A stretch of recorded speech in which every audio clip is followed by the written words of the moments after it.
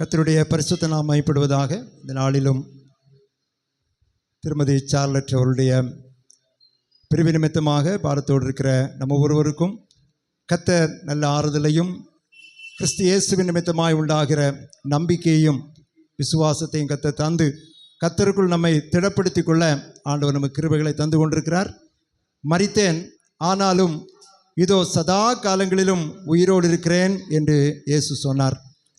மாலையிலே அழுகை தங்கும், விடியற் காலத்திலே களிப்புண்டாகும் என்று வேதம் சொல்லுகிறது. இந்த உலகத்தில் எல்லா துக்கங்கள், துயரங்கள், வேதனைகள் மத்தியிலே நாம் கடந்து போக வேண்டியது கட்டாயம். இப்போ தாவீது சொல்லும்போது எல்லாரும் போகிற வழியாகவே நானும் போகிறேன் என்று சொல்லுகிறார். அதே ஒரு பாதை அன்பு சகோதரிக்கு நியமிக்கப்பட்டது.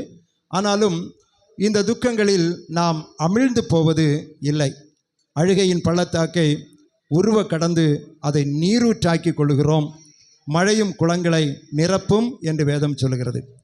எனவே ஒரு வருத்தங்கள், பாரங்கள் இருந்தாலும் சீக்கிரத்தில் நாம் ஆறுதல் அடைகிறோம். அதுதான் கர்த்தர் நமக்கு கொடுத்த பெரிய கிருபை. ஹல்லேலூயா.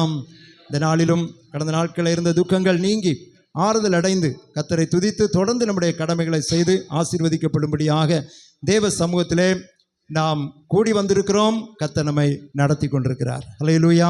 தொடர்ந்து நாம் ஸ்தோத்திரத்தோடு ஜெபத்தோடு காணப்படுவோம். நேற்றையும் அடக்க ஆராதனையிலையும் அநேக சாட்சிகளை அவர்களை குறித்து நாம் கேட்டோம். எல்லாருக்கும் சாட்சி கூறுவதற்கான சமயங்கள் போதுமானதாக இல்லை. ஆனாலும் அநேக சாட்சிகளை கேட்டோம். ஒரு சில விடுபட்ட சாட்சிகளை நாம் இன்றைக்கு தொடர்ந்து கேட்க இருக்கிறோம். முதலாவதாக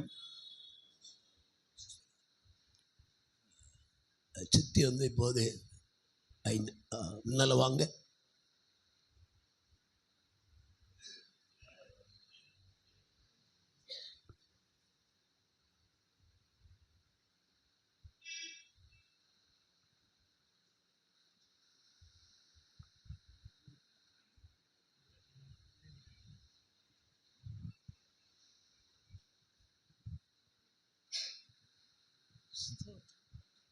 கர்த்தருக்கு ஸ்தோத்திரம், சந்தோஷம், மனமகிழ்ச்சியான இந்த நாள் நமக்கு ஒரு துக்க நாளாக இருந்தாலும் இன்றைக்கு கர்த்தருக்குள் நாம் மகிழ்ச்சியாக இருக்கிறோம்.